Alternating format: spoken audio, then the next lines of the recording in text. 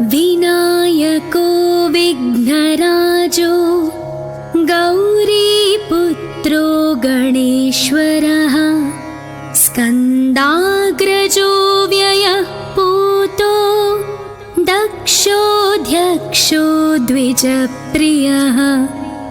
अग्निगर्भच्छिदिन्द्रश्रीप्रदो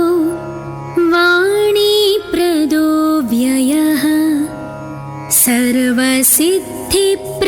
शर्वतनयः शर्वरीप्रियः सर्वात्मकः सृष्टिकर्ता देवोऽनेकार्चितः शिवः शुद्धो बुद्धिप्रियः शान्तो ब्रह्मचारी गजाननः द्वैमात्रयो मुनिस्तुत्यो भक्तविघ्नविनाशनः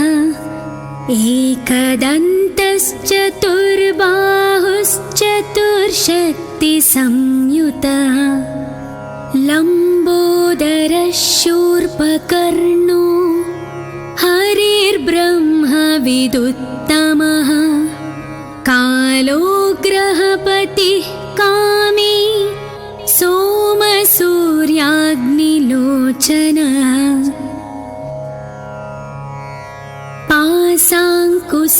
पाशाङ्कुशधरश्चण्डो गुणातीतो निरञ्जनः अकल्मषः स्वयं सिद्धः सिद्धार्चितपदाम्बुजः बीजपूरफलासक्तो वरदः शाश्वतः कृती द्विजप्रियो वीतभयो गदी चक्रीक्षुचापधृत् श्रीदोज उत्पलकरः श्रीपतिस्तुतिहर्षितः कुलाद्रिभेता जटिलः कलिकल्मषनाशनः चन्द्रचूडामणिः कान्तः पापहारी समाहितः आश्रितश्रीकरः सौम्ये भक्तवाञ्छितदायकः शान्तः कैवल्यसुखदः सच्चिदानन्दविग्रहः ज्ञानी दयायुतो दान्तो ब्रह्मद्वेषविवर्जितः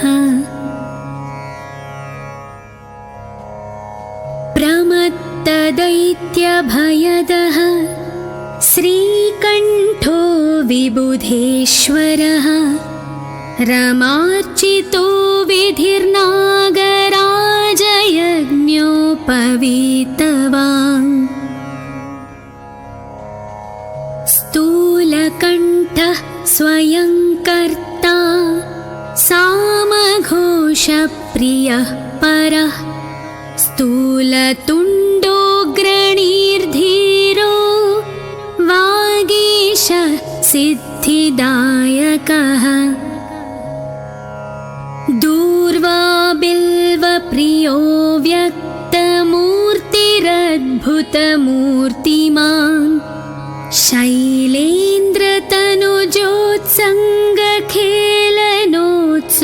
शैलेन्द्रतनुजोत्सङ्गखेलनोत्सुकमानसः स्वलावण्य सुधासारजितमन्मथविग्रहः समस्तजगदाधारो मायामूषकवाहनः हृष्टः तुष्टः प्रसन्नात्मा सर्वसिद्धिप्रदायकः अष्टोत्तरशतेनैवं नाम्ना विघ्नेश्वरं विभुम् तुष्टावशङ्करः पुत्रं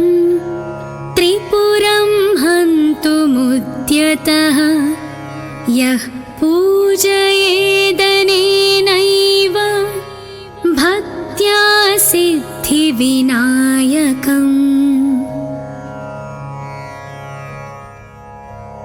दूर्वादलैः बिल्वपत्रैः पुष्पैर्वा चन्दनाक्षतैः सर्वान् कामानवाप्नोति सर्वविघ्नैः प्रमुच्यते इति श्रीभविष्योत्तरपुराणे श्रीविघ्नेश्वर अष्टोत्तरशतनामस्तोत्रम्। विनायको विघ्नराजो गौरीपुत्रो गणेश्वरः स्कन्दाग्रजो व्ययः पूतो दक्षोऽध्यक्षो द्विजप्रियः अग्निगर्भच्छिदिन्द्रश्रीप्रदो वाणीप्रदो व्ययः सर्वसिद्धिप्रदः शर्वतनयः शर्वरीप्रियः सर्वात्मकः सृष्टिकर्ता देवोऽनेकार्चितः शिवः शुद्धो बुद्धिप्रियः शान्तो ब्रह्मचारी गजाननः द्वैमात्रयो मुनिस्तुत्यो भक्तविघ्नविनाशनः एकदन्तश्चतुर्बाहुश्चतुर्शक्तिसंयुतः लम्बोदरः शूर्पकर्णो हरिर्ब्रह्मविदुत्तमः कालो ग्रहपतिः कामी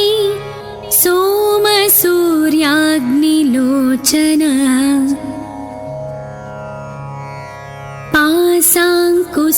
पाशाङ्कुशधरश्चण्डो गुणातीतो निरञ्जनः अकल्मषः स्वयं सिद्धः सिद्धार्चितपदाम्बुजः बीजपूरफलासक्तो वरदः शाश्वतः कृती द्विजप्रियो वीतभयो गदी चक्रीक्षुचापधृत् श्रीदोज उत्पलकरः श्रीपतिस्तुतिहर्षितः कुलाद्रिभेता जटिलः कलिकल्मषनाशनः चन्द्रचूडामणिः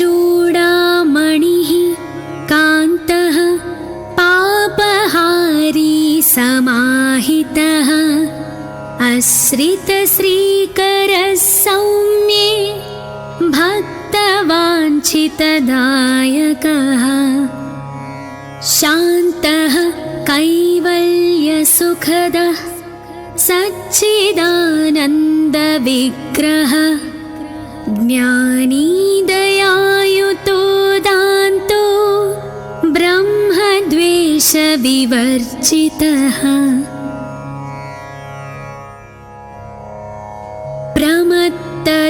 प्रमत्तदैत्यभयदः श्रीकण्ठो विबुधेश्वरः रमार्चितो विधिर्नागराजयज्ञोपवीतवान् स्थूलकण्ठः स्वयं कर्ता सामघोषप्रियः परः स्थूलतुण्डोऽग्रणीर्धीरो वागीश सिद्धिदायकः दूर्वा बिल्वप्रियो व्यक्तवान् शक्तिर्भक्तिरद्भुतमूर्तिमान् शैलेन्द्रतनुजोत्सङ्गखेलनोत्सुकमानसः स्वलावण्य सुधासारजितमन्मथविग्रहः समस्तजगदाधारो मायामूषकवाहनः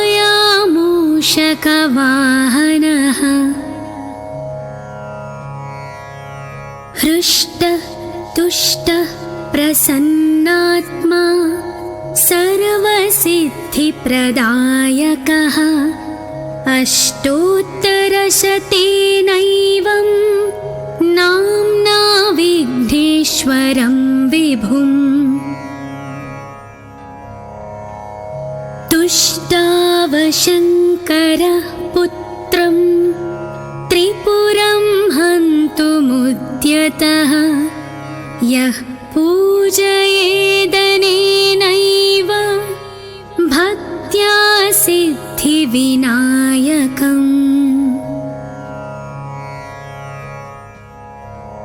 दूर्वादलैः बिल्वपत्रैः पुष्पैर्वा चन्दनाक्षतैः सर्वान् कामानवाप्नोति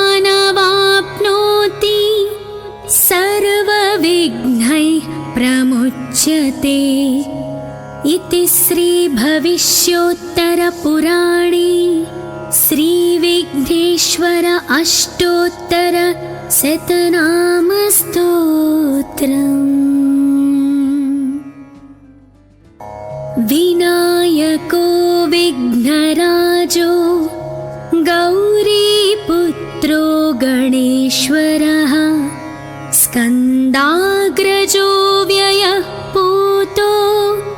दक्षोऽध्यक्षो द्विजप्रियः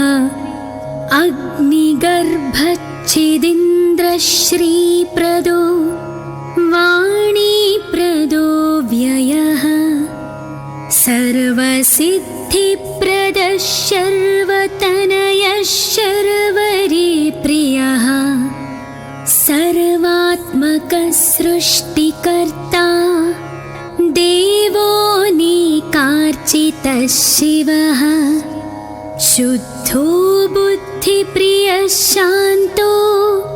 ब्रह्मचारी गजाननः द्वैमात्रयो मुनिस्तुत्यो भक्तविघ्नविनाशनः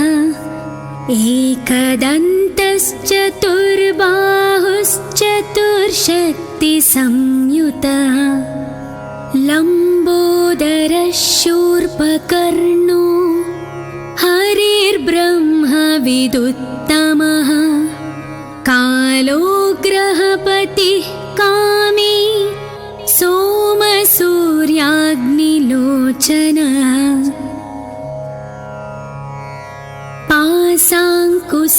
पाशाङ्कुशधरश्चण्डो गुणातीतो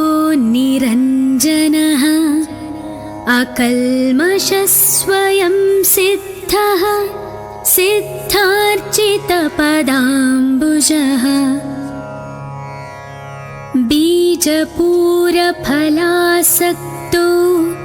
वरदः शाश्वतः कृती द्विजप्रियो वीतभयो गदीचक्रीक्षुचापधृत् श्रीदोज उत्पलकरः श्रीपतिस्तुतिहर्षितः कुलाद्रिभेता जटिलः कलिकल्मषनाशनः चन्द्रचूडामणिः कान्तः पापहारी समाहितः आश्रितश्रीकरः सौम्ये भक्तवाञ्छितदायकः शान्तः कैवल्यसुखदः सच्चिदानन्दविग्रहः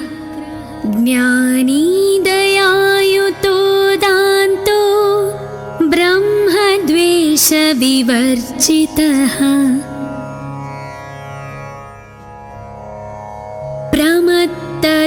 प्रमत्तदैत्यभयदः श्रीकण्ठो विबुधेश्वरः रमार्चितो विधिर्नागराजयज्ञोपवीतवान्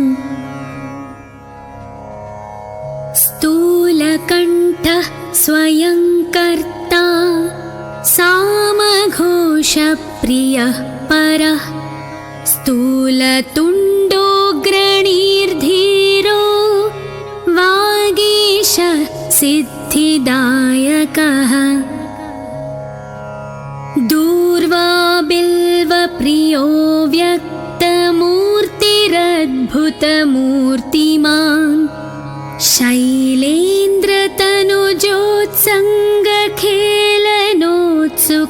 शैलेन्द्रतनुजोत्सङ्गखेलनोत्सुकमानसः स्वलावण्य सुधासारजितमन्मथविग्रहः समस्तजगदाधारो मायामूषकवाहनः हृष्टः तुष्टः प्रसन्नात्मा सर्वसिद्धिप्रदायकः अष्टोत्तरशतेनैवं नाम्ना विघ्नेश्वरं विभुम्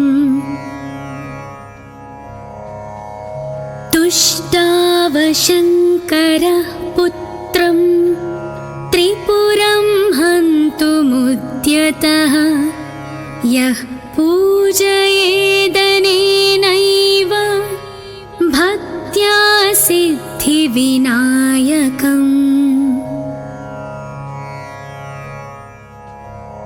दूर्वादलैः बिल्वपत्रैः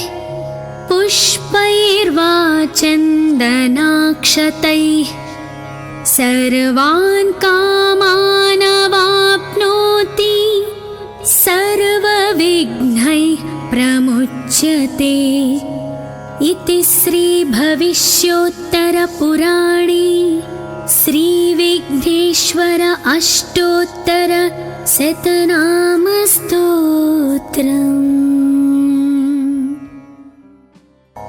विनायको विघ्नराजो गौरीपुत्रो गणेश्वरः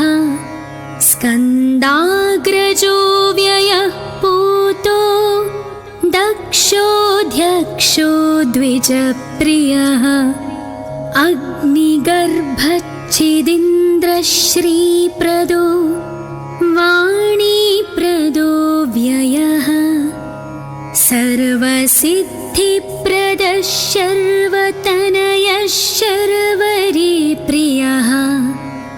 सर्वात्मकः सृष्टिकर्ता देवोऽनेकार्चितः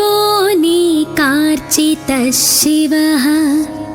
शुद्धो बुद्धिप्रियः शान्तो ब्रह्मचारी गजाननः द्वैमात्रयो मुनिस्तुत्यो भक्तविघ्नविनाशनः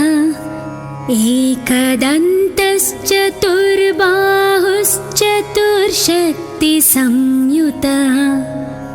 लम्बोदरः शूर्पकर्णो हरिर्ब्रह्मविदुत्तमः कालो ग्रहपतिः कामी सोमसूर्याग्निलोचनः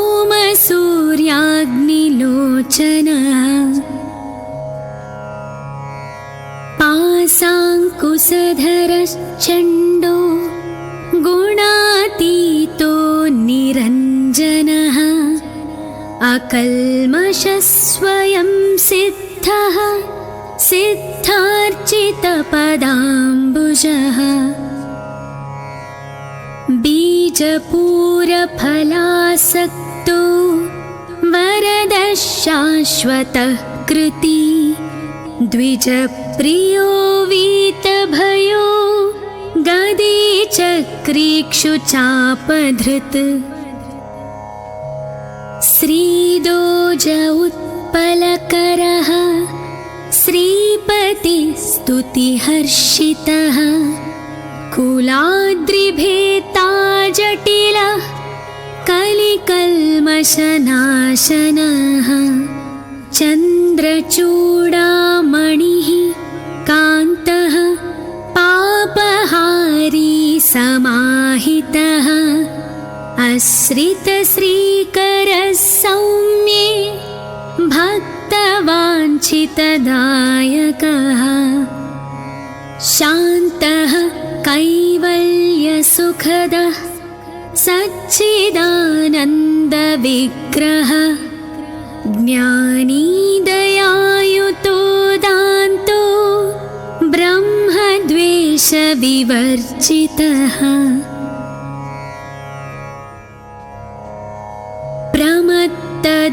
प्रमत्तदैत्यभयदः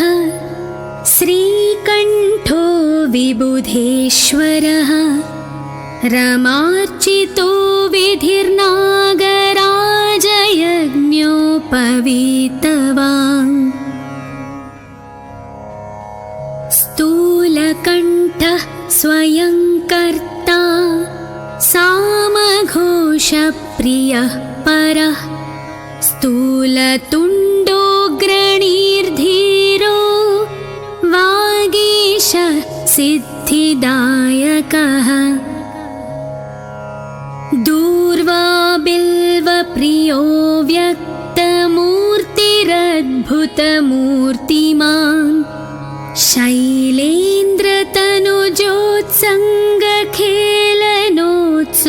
शैलेन्द्रतनुजोत्सङ्गखेलनोत्सुकमानसः स्वलावण्य सुधासारजितमन्मथविग्रहः समस्तजगदाधारो मायामूषकवाहनः हृष्टः तुष्टः प्रसन्नात्मा सर्वसिद्धिप्रदायकः अष्टोत्तरशतेनैवं नाम्ना विघ्नेश्वरं विभुम्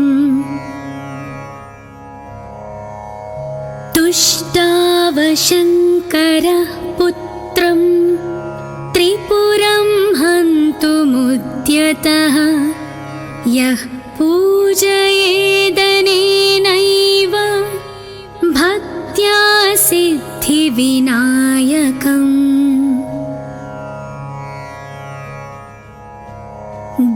दूर्वादलैः बिल्वपत्रैः पुष्पैर्वा चन्दनाक्षतैः सर्वान् कामानवाप्नोति सर्वविघ्नैः प्रमुच्यते इति श्रीभविष्योत्तरपुराणे श्रीविघ्नेश्वर अष्टोत्तरशतनामस्तोत्रम् विनायको विघ्नराजो गौरीपुत्रो गणेश्वरः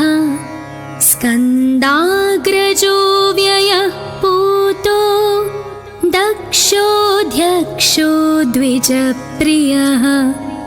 अग्निगर्भच्छिदीन्द्रश्रीप्रदो वाणीप्रदो व्ययः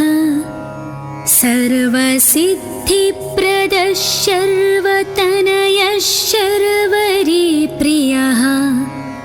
सर्वात्मकः सृष्टिकर्ता देवोऽनेकार्चितः शिवः शुद्धो बुद्धिप्रियः शान्तो ब्रह्मचारी गजाननः द्वैमात्रयो मुनिस्तुत्यो भक्तविघ्नविनाशनः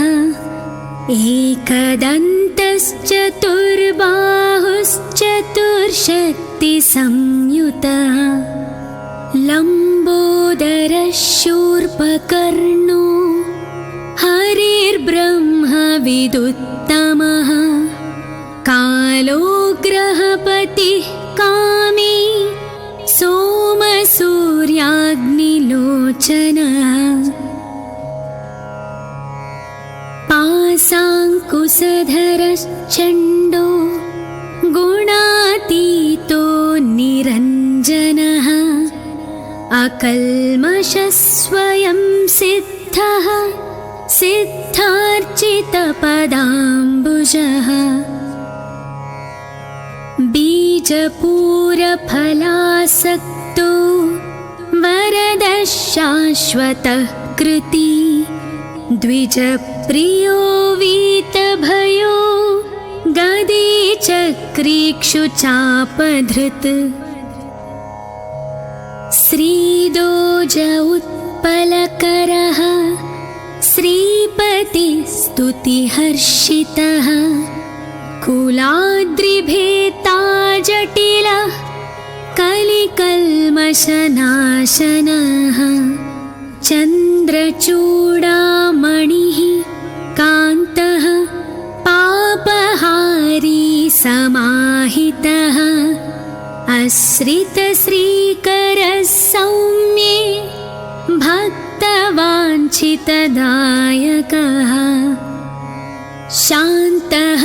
कैवल्यसुखदः सच्चिदानन्दविग्रहः ज्ञानी दयायुतो दान्तो ब्रह्मद्वेषविवर्जितः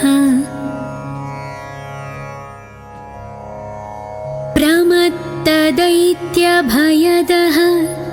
श्रीकण्ठो विबुधेश्वरः रमार्चितो विधिर्नागराजयज्ञोपवीतवान् स्थूलकण्ठः स्वयं कर्ता सामघोषप्रियः परः स्थूलतुण्डोऽग्रणीर्धीरो वागीशः सिद्धिदायकः दूर्वाबिल्वप्रियो व्यक्तमूर्तिरद्भुतमूर्तिमान् शैलेन्द्रतनुजोत्सङ्गखेलनोत्सुकमा